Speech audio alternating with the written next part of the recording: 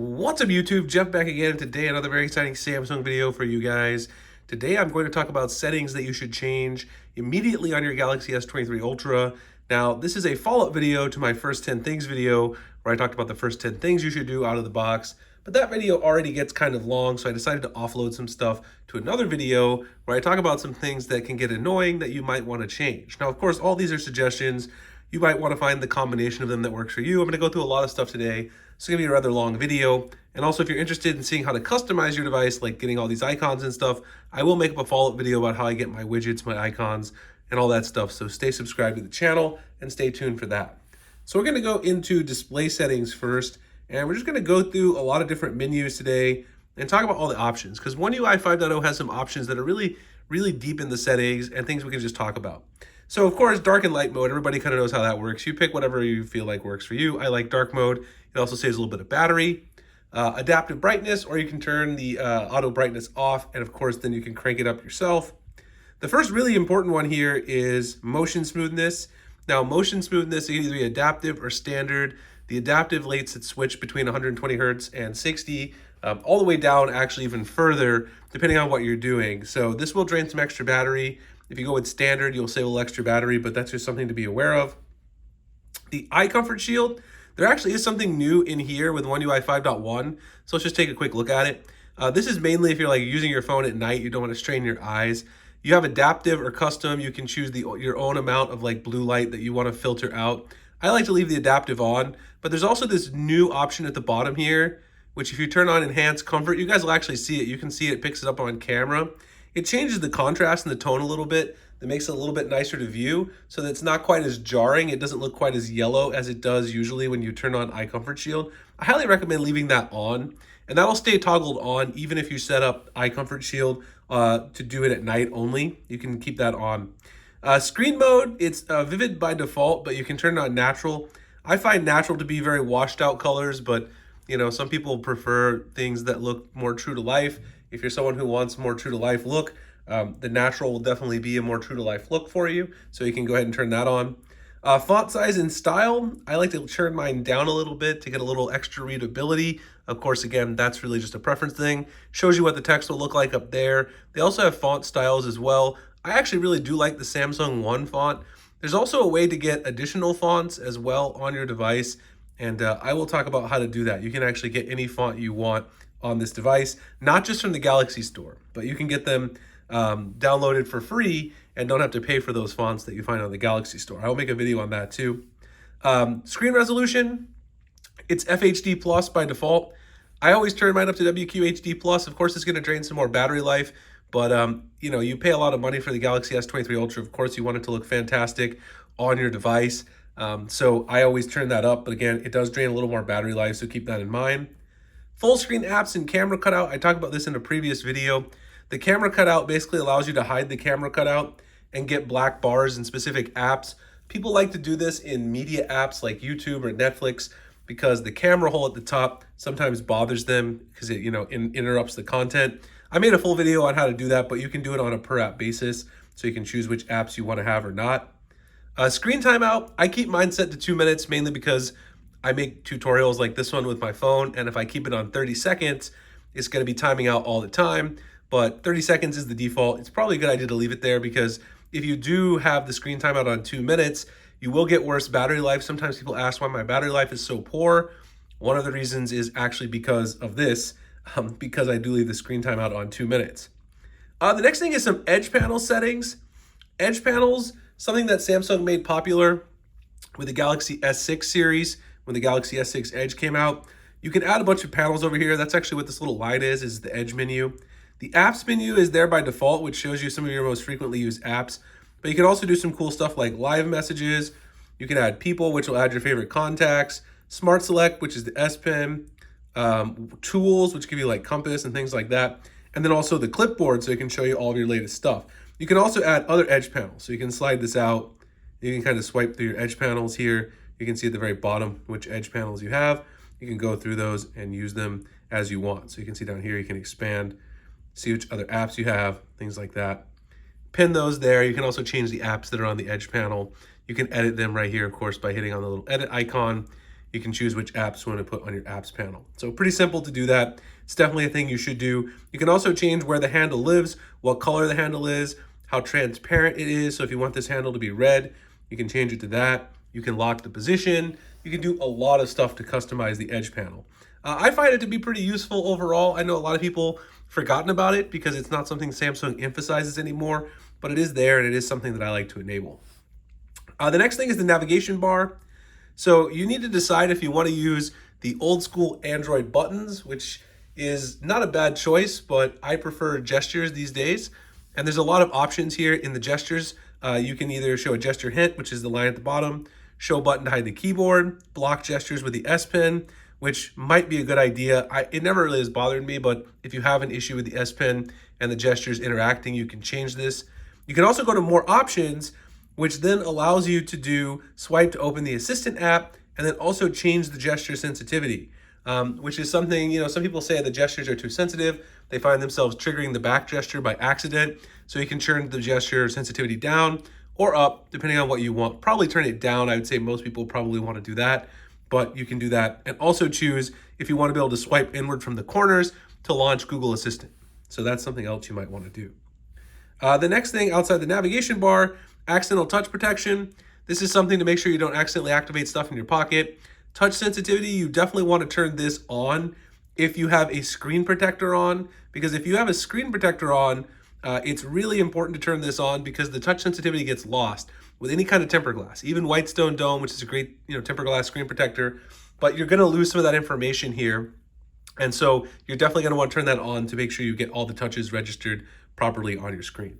So that's mostly what I want to talk about in display settings. Again, there's a lot of stuff to talk about today. The next thing is swipe down for notifications. Now, some of these might overlap with some of my first 10 things. If you long press on the home screen and you go into settings, scroll down here to the bottom, and you can enable swipe down for notification panel. Now, this allows you to, it is enabled by default on some regions. Actually, on my unlocked model that I got from Spain, because I got one early from Europe, it wasn't enabled by default, but in the US it was. So just make sure this is turned on. It basically lets you swipe down anywhere on the home screen to get your notifications instead of having to reach all the way to the top, which is a very useful thing. Also, inside the settings menu, I always make sure I turn off the setting to add new apps to the home screen. This was also off by default on the US model, but it was on by default on the European model. So make sure, I like to turn this off because otherwise you're gonna have a bunch of apps scattered across the home screen. That's important to make sure that it looks like an iPhone if you do that. I don't really want my phone to look like an iPhone because I bought a Samsung device. That's my personal opinion. At the top, the home and app screen layout, you can change the layout here of how this looks. If you change it to this, it's gonna basically look like an iPhone with home screen only, so I wouldn't do that. And then you can change your home screen grid, how many apps you have in terms of the rows and the columns. You can change this at the bottom. I like 5 by 5 personally, but that's a personal decision. You can also change the folder grid to how many apps will live inside of a folder when you create folders inside of your home screen. So that's another good setting to change as well. The next one is side key settings. So this is one of the most annoying things, and I'll put the S Pen down for just a second. When you hold down your side key over here, the power button, people think of this as the power button anyway. When you hold it down by default, it opens Bixby. And most people don't want it to open Bixby. I actually have no problem with Bixby. Bixby's gotten a lot better, but that's not what I want it to do when I hold down the power key. So if you go into the settings menu at the top and you scroll down to where it says advanced features, you'll find the side key menu right here. And then you can choose what it does when you press and hold this key. So you'll see right here where it says power off menu, you'll be able to change this from wake Bixby to power off menu. That's what I would do, because then when you do that, you hold this key down, it's now going to show you the power off menu. You can power off, restart, whatever you want to do. Inside here, you can also change what happens when you double press the side key. By default, it's going to launch the camera, and that's actually what I do like to do, so I leave it that way. But if you don't want it to quick launch the camera, you can have it open any specific app that you're interested in, and that basically opens up the possibilities to make the side key even more useful for you. It's kind of sad that Samsung has to include how to power off your phone, because by default, you're supposed to hold down the power key and the volume down, because Bixby is the default for long pressing the power key. So you can fix that issue. I would say 99% of people definitely want to fix this particular thing. The next thing is also back here in settings, and that is Find My Mobile. So if you go into the settings and search for it, it's actually in security and privacy. Find My Mobile allows you to basically find your Galaxy device if it's lost or stolen. This is kind of like Find My iPhone on an Apple device. The same general idea. If you're coming from an iPhone, you know about this. There's some settings you can change in here though, inside Find My Mobile. And if you go in here, you can change a couple of these, and there's one that you really want to change, and that is the one to send last location. So you can see once you do sign in with your Samsung account, you do have to sign in with your Samsung account. This shows you the website where you'll go to find your mobile if it's lost or stolen. But down here, you want to make sure you enable send last location, because then if your phone is about to run out of battery and it's lost or stolen, it'll send you the GPS coordinates of your phone where it was last seen, and then you can go to this website here and locate it. Now you can also choose the option to remote unlock your device. This will allow you to unlock your device, like if you leave it at a friend or family member's house and you want to allow them to unlock the device, you can do that remotely from anywhere in the world by using this link right here. So it's a very great security feature that Samsung gives us right there.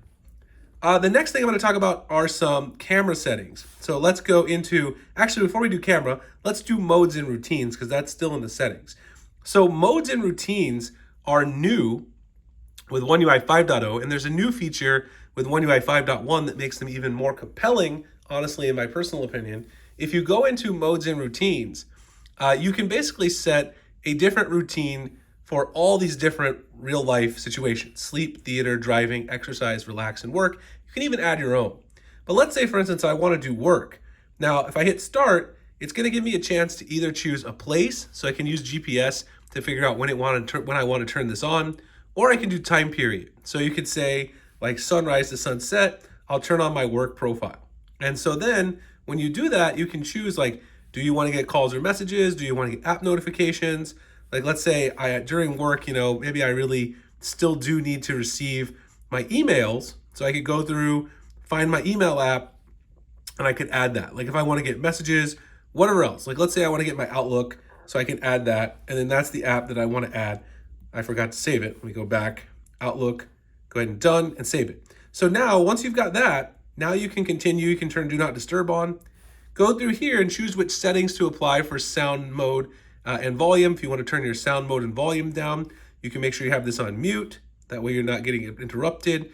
And you can also choose to open an app or do an action. Now, the most interesting thing about this, in my personal opinion, is that you can also choose a different wallpaper to be activated when you're on your work profile.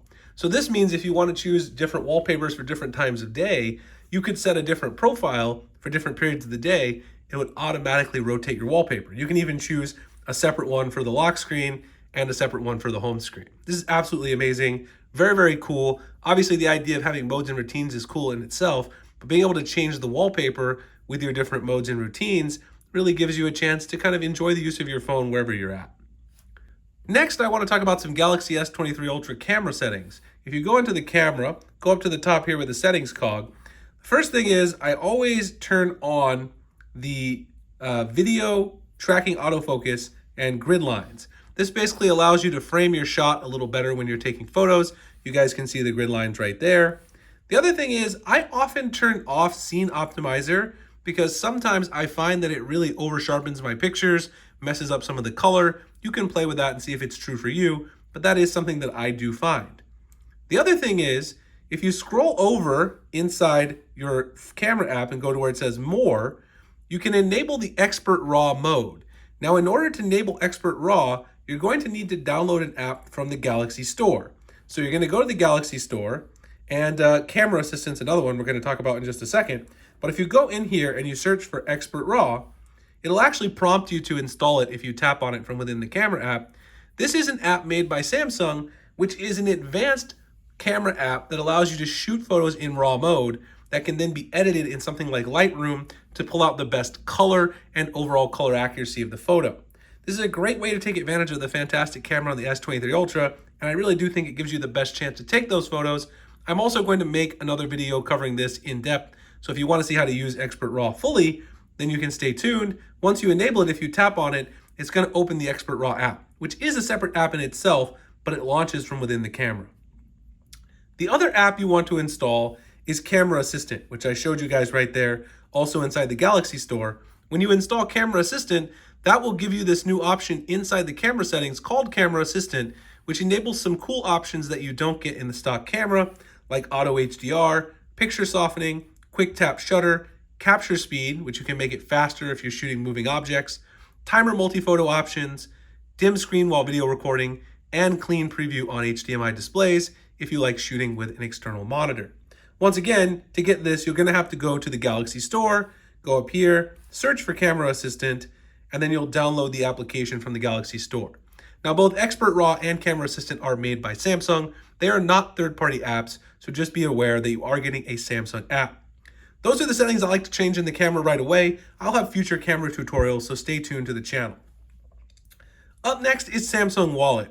Now, while I do recommend you set up Samsung Wallet, one of the questions I get the most, and I think that a lot of people want to know about, is how do I change Samsung Wallet quick access from coming up every time I swipe up? This little line down here by default has a quick launch to Samsung Wallet. And it gets annoying because people launch Samsung Wallet when they didn't mean to. So if you go into the Samsung Wallet application, once you set it up, once you're using it, you can actually change this. I'm going to have to go in here, go up to settings at the very top, and where it says quick access, you can change the access locations and default card. When you get here, you can remove any of the locations where you do not want the quick access to show up. You can see that I've removed quick access from the home screen so that I accidentally don't launch the Samsung Wallet quick access menu when I'm swiping up from the home screen, which is something that I do a lot, and I know a lot of other people have had this problem as well, and so it's something they want to avoid, so I generally tend to turn that off. Now, you can also remove it from the lock screen in the screen off menu, but I prefer to remove this only from the home screen. Next, let's talk about S Pen settings. So I've had my little S Pen icon here the whole time. Let's go ahead and go into the S Pen settings, which you can access from the quick settings menu as well, or also in the advanced features menu, which I'll show you that in a second. But you can first of all see the battery here. You can see air actions. Air actions are fantastic ways to launch various shortcuts. Press and hold the button on your S Pen. You can change what that does. I personally like having it launch the camera, which is the default. You can choose certain gestures to allow back, home, recent, smart select, and screen right. And you can also choose air actions for individual apps. One of those that I recommend the most is certainly the camera and the browser app, which allows you to single press the button to take a camera photo, which is very good for selfies if you're taking a group selfie with the timer. You can also choose to do gestures for zoom in, zoom out. All these are customizable, so you can go in here, change what it does based on the action that you take with the S Pen. The other one I'd recommend is Chrome. Chrome allows you to basically go forward, go back, scroll up a page, scroll down a page, just by using air actions. So you can see scroll down, scroll up by going up or down, using natural scrolling or whichever version of the scrolling that you like. I really like using it in my browser with Samsung Internet as well as Chrome. It's a great way to use the S Pen, and it's something that most people probably wouldn't think about when it comes to air actions. So those are your air actions settings within the S Pen. Now, if we go back, the next thing is the air view. So the air view, you can see previews and pointer, pointer only, or previews only. I like to have both on because that gives you information, especially if you're using translate or other features like that. The next one is S Pen to text. This basically allows you to write in text fields, especially in the Samsung Internet app or on Samsung Calendar. And I will make a video on how to use the S Pen with Samsung Calendar and browser, so definitely check that out. You can choose what to do when the S Pen is removed. I like to open Air Command, but people who only use their S Pen for notes and not navigation, which as you guys can see, I like to use it for navigation, you might want to open it directly to a note. Screen off memo allows you to write with the screen off. Quick notes allows you to press and hold the S Pen button, then tap the screen twice to create a new note. And now you can go into more S Pen settings inside the advanced features. Now you can use S Pen unlock, which presses the button to unlock your phone, even if it locks while you're setting up using your S Pen. So you can see here, your phone will stay unlocked until your S Pen is disconnected or inserted into your phone. You can also allow multiple S Pens, and I have multiple S Pens, so that's something I often like to leave on. Sounds and vibrations, which you can also edit using Samsung's Pentastic app, inside Good Lock, and I'll show you guys that in just a second. Now, lastly, if we go back here and you scroll into, let me go back in here. If you go into advanced features, you can access this information from within here as well. And I do recommend that you keep the S Pen connected, those sorts of things. You can also have basically a thing that'll alert you if the S Pen is left behind, and that is this feature right here. That is on by default, and you definitely want to keep it on. Now, if you do want extra customization, you can download Samsung's Good Lock module called Pentastic. I've made a video about this, and I will definitely make another one. Pentastic allows you to edit the look of your Air Command menu, the look of your pointer. You can even choose a custom image, the custom sound, and also you can change the shortcut that occurs when you double tap your S Pen. Now, I like to personally open an app which I use a lot with the S Pen, which is Instagram, because I use it a lot for Smart Select, cropping photos, and then sharing them on other social media platforms like Twitter. If you want to check out more details on Pentastic, check out my S Pen tips video, which is specifically about advanced S Pen tips, below in the description. Okay, so next, let's talk about quick toggles. This will be the last thing. We're almost done with this marathon video here. We're going to talk about quick toggles a little bit. And if you go down here, of course, you can do a lot of things to edit your quick toggles. There's also a Good Lock module that will help you edit quick toggles further. So there's some default quick toggles that are enabled, but there's one thing I always do right away when editing my quick menu. I like to have the brightness show even when I swipe down initially. I don't want to have to swipe down all the way. So if you go to the three dots menu at the top, you go to Quick Panel Layout, you can choose brightness control from show when quick panel is expanded to show always. What this will allow you to do is now, when you swipe down, the brightness is shown before you swipe down that second step. I really like that because I can adjust the brightness anytime I want, get inside that brightness menu really easily. So if we go in here, now a couple of other things you'll probably want to do is once you go inside the quick panel layout, go to status bar. You can choose how many notification icons are shown, whether or not the battery percentage is shown. I like to turn that off because I think it looks cleaner. Show notification history, which is a great option to find your previous notifications, and choose to get notification reminders and change how the app icon badges show. That's some of the advanced settings stuff that's in there. Next, inside this menu is edit buttons. So if you want to edit the buttons, you can basically choose which buttons you want to keep here. So for instance, if you don't use Samsung DeX very often, you can basically move this and put it back up here at the top, and then that will be gone. So let's say that instead of using that, maybe you want to use, there's a lot of good ones up here. Maybe I want to use call and text on other devices. So I'll put that down there. Or maybe I want to use performance profile because I'm a gamer. So I'll put that down there. There's really a lot of amazing options down here, including some that are related to Good Lock, like One Hand Operation Plus. Definitely recommend giving those a try and taking a look at them. You can rearrange them by editing the buttons, and that's what that does there. The last thing is the button grid. Now the button grid basically lets you determine if you have a wider or narrow set of quick panel buttons. You can also decide how many are shown on each of the panels, because of course the more narrow or wider it is, the fewer or more quick toggles you'll be able to show there. And so you can completely customize these very, very nicely by doing that.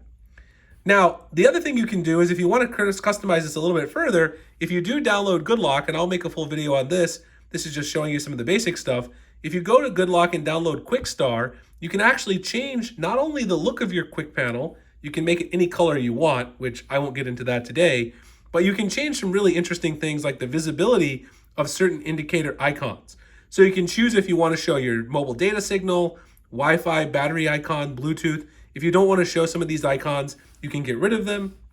You can change the way the clock works. You guys probably notice that I have the seconds being shown here in my clock. You can choose that. You can also choose to hide the clock completely when you're on the home screen, which is something I do because I like to have the time on my widget, which at the end of the day is something very nice. And another thing that I think people really enjoy quite a bit is that you can show notifications by last update, which allows basically the most recent notifications to go to the top, even if they're not in a certain order that is determined by Samsung. So Quick Start lets you add extra customization to those quick toggles. Anyway, that's pretty much it. This video is almost half an hour. This is one of the longest videos I've made in quite a while. Hope you guys enjoyed it. If you enjoyed this video, please like, comment, subscribe. We'll have a lot more content coming. I cover Samsung content in general, not just S23 Ultra, but all Samsung content. It just happens to be the S23 Ultra launch. Check out the links in the description to follow me on Twitter. Subscribe to my newsletter. We also do a monthly giveaway. We give away a Samsung flagship every month if you're interested in joining those. And I'll see you guys in the next one. Thanks a lot for watching.